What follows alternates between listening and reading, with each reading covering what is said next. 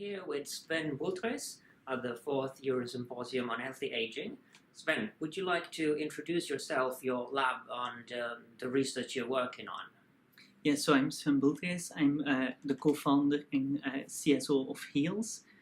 So HEALS is the organizer of this event here, and I'm a master's student at Ghent University, where I'm working on the worm C. elegans, and I'm working on understanding the role of DAF2 in lifespan extension. Aside from that, I have previously worked in the Spiegel lab at Yale, where we worked on glucosamine, one of the crosslinks involved in changing the extracellular matrix, and that is involved in aging. And indeed, your talk was about the extracellular matrix. So could you explain us what it is exactly and what is its role in age-related diseases? Yes, so the extracellular matrix is the stuff between your cells. It's the stuff to which the cells adhere, and it's also the stuff that, for example, forms your tendons of your muscles, and it gives stiffness to your tissues. For example, if you take a blood vessel, right, if it's just cells, it will be a very weak structure, but it has collagen, it has elastin, which are two molecules of the extracellular matrix, and that gives it strength, ability to withstand the pressure of the blood inside your blood vessels. And when you get older, of course, many modifications happen in this extracellular matrix. These proteins are generally very long-lived, and because they are long-lived, they are susceptible to being damaged, and they are not replaced, are not at a fast enough rate. And so this leads to all types of dysfunction, and these dysfunctions can then lead to disease. For example, your blood vessels will become stiffer as you get older, and of course, because they get stiffer, they are unable to extend when your blood pressure goes up, and that will result, of course, in itself in, first of all, increasing your blood pressure, but secondly of all, it will also, these collagen fibers and other fibers can start to snap if they get extended too much, because they have become stiff. And then when they snap, of course, this will weaken the structure, and that can then lead to all types of other problems, such as aneurysms, which is when your aorta becomes bigger. Aorta is the main blood vessel in your body that becomes bigger in size, and that can cause severe problems, including death eventually. What kind of interventions might counteract the stiffening that you were talking about? So the stiffening is caused by, well, mainly two things. First of all, what we see in some of the tissues, for example, in the blood vessel, in some of the blood vessels at least, we see an increase in collagen over elastin ratio. So those are the two molecules or two of the many molecules in your extracellular matrix. Collagen is 100 to 1,000 times more stiffer than elastin. So when there is more collagen and less elastin, it becomes stiffer. That's the first problem. Second problem is that these molecules are also cross-linked together. Now, cross-linking is needed to give it normal strength. Compare it to actually rubber. It's a very good comparison, because rubber actually is also cross-linked. It's also a big polymer, just like collagen or elastin, and we introduce cross-links into that to make it a little bit tougher. But if you introduce too much cross-linking, then it becomes a very brittle, very hard material, like a piece of glass, and the rubber will just snap in two. It will lose its complete elasticity. And that happens exactly to the proteins in your body as well. So they get cross-linked together, and then they become very brittle and very stiff. And there are two types of cross-linking happening to groups. One is the enzymatic ones. That's normal. That happens. That's needed for normal functioning. However, of course, when you get all of this, there can also be changes in the amount of enzymatic cross-linking. There can be an excess of that as well, right? And then the other ones are the non-enzymatic cross-linking that is caused by sugar and by other reactive molecules that bind together these fibers and bind them together, and this is not intended to happen. So these are, as far as we currently know, in all cases, pathological bad cross-linking.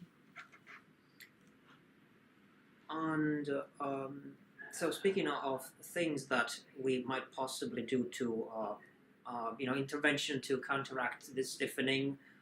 Is there any intervention that we might be trying anytime relatively soon?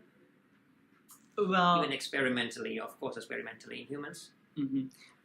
Well, it's very early in the sense in the field of ECM aging, extracellular matrix aging.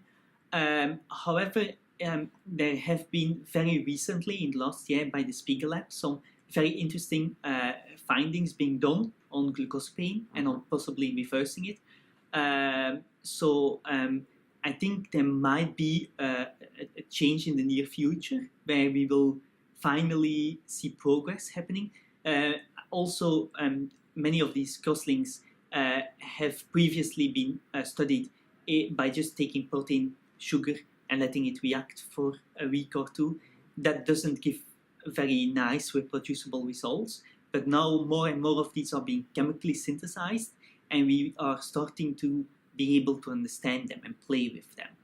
And because these tools are improving, because of all the progress by the Spiegel Lab and by others, of course, it might be that the next Eurosymposium, maybe the Eurosymposium after that, we will be talking about crosslinks like we did yesterday about senescent cells as the field that has finally come to a big revolution where we finally say, okay, we start to see where we are getting with human treatments, that we finally can do something. Let's hope that will be the case. Certainly, we will see. But in the meantime, while we wait for these interventions to come, is there any non-pharmacological intervention? Anything that you could do with your lifestyle or your diet that can at least mitigate the stiffening of the extracellular matrix? Well, when it comes to the glycation, the sugar-derived cross-linking, the main thing you can do is make sure you don't get type 2 diabetes. Because what you see is that all these crosslinks that are derived from sugar are all increased if you have diabetes, which is logical because, of course, type 2 diabetes means you have high blood sugar levels, and it's the sugar that does the cross-linking. So preventing that you get type 2 diabetes is very important. How do you do that? Through lifestyle, of course, preventing obesity, because obesity is the main risk factor for developing type 2 diabetes.